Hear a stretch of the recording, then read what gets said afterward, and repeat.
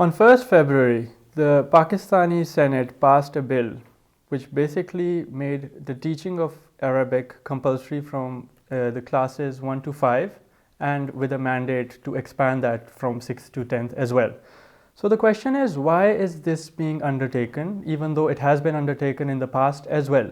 So why this specific concerted effort at this time, and what are the undercurrents or the reasons for this impetus led by PMLN Senator Javed Abbasi? So Dr. Saab, they have given multiple reasons for why they have undertaken this initiative. Let's get to the first one, not in any particular order of priority, which is that based on Arabic teaching, language learning basically, it will create more employment opportunities for Pakistanis abroad in the Gulf and Arab regions. So what do you have to say to that? Well, I'm not aware of the foreigners in Dubai and the Hindus and the Bangladeshis knowing Arabic, and yet they all seem to have jobs, and jobs which are better than Pakistanis who speak Urdu. So I'm very suspicious about this claim that the teaching of Arabic in Pakistani schools here in Islamabad, will lead to better employment, more employment in the Middle East. After all, employment is given on the basis of what you can do and on your particular skill set. So if you're a doctor and you know how to diagnose, if you're familiar with modern medical practices, you will get a job in the Middle East or elsewhere. It doesn't matter whether you speak Arabic or not. Maybe there is some niche over there where this matters, but by and large, the expatriates that come into all the Arab countries, they don't speak Arabic at all. So what is it that's going to cause those countries to give jobs to Pakistanis? But now there's one other thing. What they're going to try and teach students in Pakistan is classical Arabic, the Arabic of the Quran, which is 1400 years ago and has a grammar which is very difficult, a lexicon which has changed enormously. And if you look at how Arabic is spoken in different Arab countries today, it's not spoken in the classical way, it's spoken in the modern way. And that modern way is very different in Algeria, very different in Egypt. Compare that with Saudi Arabia or UAE. There is nobody now practically in the whole Arab world who actually understands the language of Arabic as is in the Quran. And that's what they're going to try and teach students over here. It can't get more ridiculous because in Pakistan, there are no Arabic speakers. If you look at the Maulvis, go even, I don't know about the International Islamic University, there's just one in the whole country. But if you look at the ulama in this country, they can't speak Arabic. I challenge them to go and be able to speak to somebody from Saudi Arabia, to speak to somebody in Oman or Qatar in their language, and they will not be able to do it. Maybe 5% will at most, but that too is an exaggeration. So the point is that if you're going to try and teach your kids here in Pakistan, here in Islamabad, classical Arabic, it's going to be of absolutely no use. So those policy makers of ours, those members of the National Assembly, I can only ask, what have they been smoking? And I think just to add to that, it needs to be understood that even though these countries are Arabic, their language of business, operations, everyday life, especially given the fact that there are so many expatriates in these countries, more than the locals basically, is English. So that's what's commonly used, and that's the language of operations, business, so on and so forth, and also employment. And as you've said, also skills. So skills are very important if an employment drive has to be encouraged. Secondly, another reason, and this has been basically spearheaded, this has been the primary headline, that this teaching of Arabic to students in Islamabad, and the idea is that through this introduction in Islamabad, other provinces will also adopt this, is that people will be able to read Quran independently and understand it without intermediaries or without confusion, that considering that they are not able to understand it at the moment? Well, if a child is expected to be able to understand the Quran after studying it for just a few years, then that child would have to be an absolute genius. Even those who have studied the Quran and studied Arabic, they can't come to a consensus as to what it actually means. If they could have, we wouldn't have so many different schools of thought. We wouldn't have so many different translations of the Quran. We would be able to hone in exactly on what every word of that means. But that's not possible. For one thing, the words over time have changed meaning. And so there is a whole industry of ulama which say those words used to mean that then and they mean these now. Apart from that, there are words that, for example, what will you call computer in Arabic? It didn't exist in those days. It had to be invented. So learning classical Arabic gets you nowhere, absolutely nowhere. It doesn't help you in understanding the Quran either. Look, there are so many translations of the Quran available, and they have been written by scholars who have spent their entire lives going over every line, every verse. And to expect that a child will be able to do that, I wonder what is driving these people. This is insanity. Especially since to get the real meaning or understanding of what the Holy Book says, the Quran for instance, one needs to understand it in a language that they themselves speak. So for instance, in their mother tongue, or in Pakistan's case, for instance, Urdu, that's widely read and taught, or even English. But people don't seem to prioritize that, the actual reading of the book and understanding of the book. So why is that? Why is there priority on reading it in Arabic even though people are unable to understand it? Oh, that's an old issue, because earlier on, the Quran was not written down. It was transmitted orally. And to prevent mistakes, it had to be memorized down to the Zabar Zer Pesh, to the Arab, it had to be perfectly memorized and with the right accent as well. So therefore, for Muslims, it is very important and has been over the last 1400 years to memorize, and therefore the Hafiz has a certain status. But the Hafiz doesn't know what the Quran means. That is left for somebody else to decide. Because as I said, the meanings have changed, and even the way in which the sentences are structured have changed. And so that is left for the experts. And kids cannot be made into experts after 10 years of study, not even after 15 years of study. Okay, if you send them to madrasas and all they do all their lives is read the Quran, well, they will arrive at one or the other interpretation. Let's move on to the final justification that has been presented by the senators who so vehemently voted for this bill. It's that, and this reason is basically propped up everywhere in very diverse scenarios. So for instance, for military codes, or for certain constitutional amendments, or for certain judicial rulings. It's basically protecting and promoting the foundational ideology of Pakistan. So what are these dense words? What do they mean? And what is this foundational ideology of Pakistan? Oh, I wish I knew. I wish somebody would tell me. I wish it was written down somewhere that the ideology of Pakistan is this or that. Look, if you tell me that the ideology of Pakistan is Islam, that doesn't tell me anything, because it depends upon how you interpret Islam. Okay, now everybody will agree maybe that, yes, that you're not allowed to drink.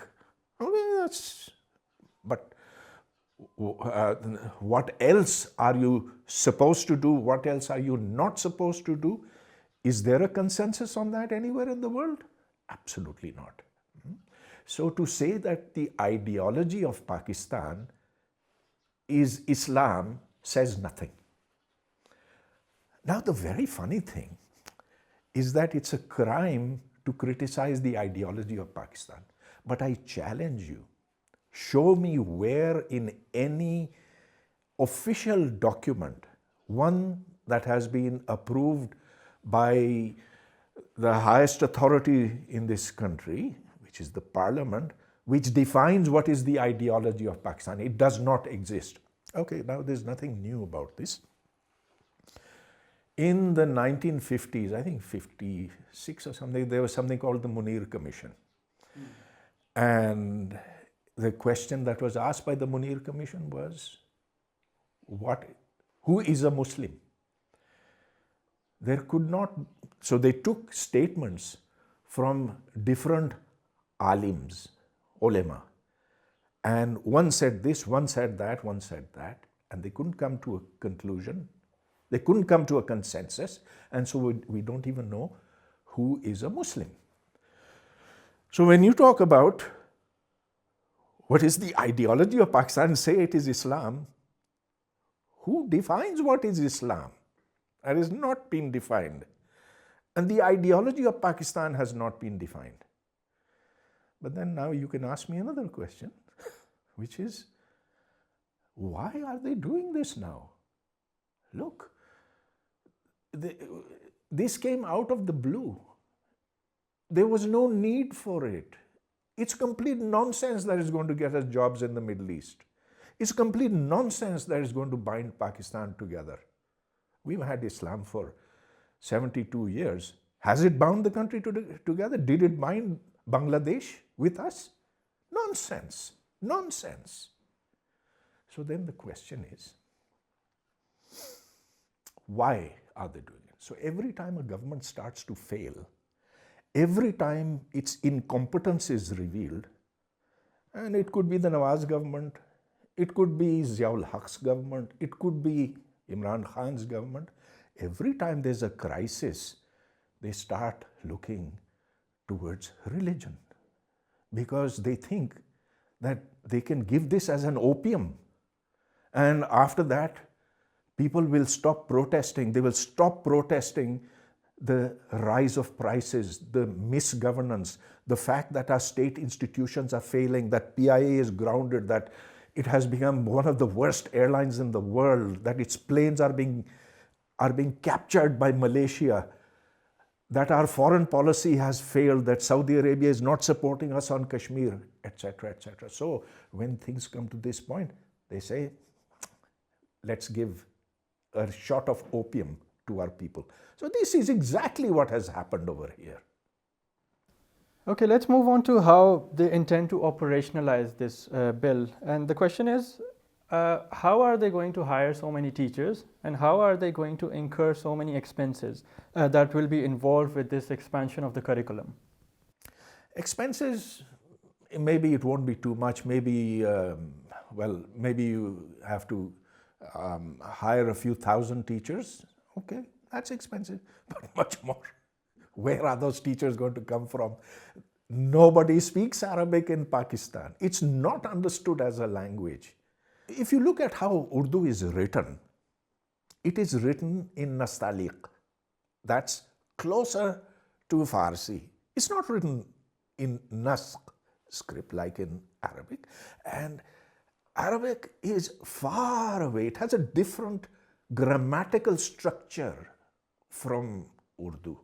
Learning it is going to be very, very hard. So even if you look among the madrasa educated students today, how many of them can converse in Arabic? They can't. They will remember from the Quran, but those sentences now don't make sense in contemporary Arabic. Now there are ways of learning Arabic. If you go to the net, for example, and you look at Babbel. Babbel is a software program. Okay, you can learn Arabic from there. There are modern ways of teaching Arabic. But those modern ways of Arabic are totally different from learning to remember the Quran. So what if Arabic was instead offered as an optional subject? would that make sense? Would that make sense only in a particular context where only Arabic was offered as an optional subject? Or would that also make sense, or more sense, in case it was offered as an optional subject along with other languages, regional as well as local? Absolutely. Look, in terms of international usage, for us, for Pakistan, Chinese is much more useful than Arabic is. You learn Chinese, you can go to China, you can get educated over there, you can even get a job. And there are Chinese companies which at some point will come to Pakistan and hire people who can speak Chinese. But the other point you make is even more important. Why don't we give our students the option of learning Sindhi while being in Islamabad? What about Balochi? What about Pashto? Why do we think that these other languages are worth nothing? Pakistan has 16 plus, maybe 18 plus languages, and we only think of Arabic. Why? Because we think that we don't belong to this soil, we belong to elsewhere, to Turkey, to Saudi Arabia. And if we don't think of ourselves, if you and I don't think of ourselves as belonging to this, because look, we were born here, we're going to get buried here. What have I got to do with Saudi Arabia? What have you got to do with Saudi Arabia? You are from here and everybody is from here, and let's recognize this fact.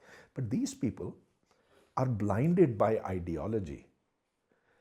And that's why they can't see that to bring this country together, to unify it, we must celebrate unity in diversity. We have to recognize that we're all living together in this thing, in this geographical confine called Pakistan. And there are different peoples living over here, different languages. Let's learn to communicate with each other rather than learn to communicate with someone over there. And finally, I'll just move on to the last question, which is that will these efforts, while this bill not specifically part of the single national curriculum, it is part of the same general thrust, general movement towards something of a unified curriculum, a certain codified offering of subjects, and a certain standardization of offerings and courses and syllabus and so on and so forth. But the question is, what will this serve? What will this achieve? Will this help to unify this country or not? Or is the nature of that unification going to be very rigid, very authoritarian? Or is there another way this could be done? Look, this is basically Punjab saying that we are going to impose our will upon the rest of the country.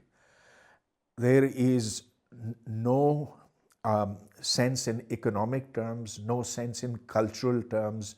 The only purpose it really serves is that of making the ideology of the establishment more rigid and more comprehensive and bearing down on all the nationalist forces in Pakistan, which are not going to like this. They'll say, look, why don't you teach our language? Why don't you make that compulsory? So to my mind, it's a self-defeating measure. It's going to cause this country to be more unhappy than it was. It is not going to make people more honest. Look, if learning Arabic makes you honest, then the Arabs should be the most honest people on earth, right? Are they honest? Well, they live off the oil. They are servants of America. They buy their weapons and they spend it on total luxury. They have gold-plated toilets. And so is that the kind of culture that we want to ape? Is anyone out of his mind to say that learning Arabic will make you honest? Look, the Swedes, the Norwegians, the Dutch, they don't know any Arabic. And they're very honest in their dealings. They pay their taxes. How many people in the National Assembly who voted for this pay their taxes? All of them. Most of them are thieves. And they know it. And to hide their theft, their thievery, they want to impose religion upon us. And unfortunately, for the time being, they have the power. Thank you. And with that, we'll conclude this episode of ours. But just to add to one final point for the viewers to think about is that as per the annual status of education reports that come out every year, we can see that the standard of education in Pakistan is generally very, very poor. Students are unable to read and understand at their reading level, and their comprehension is very poor. And this addition of Arabic, a language that they do not know, that they can read but do not understand, is only likely to complicate and further dissatisfy them, cause a lot of confusion, and not lead to any tangible positive effects. Thank you.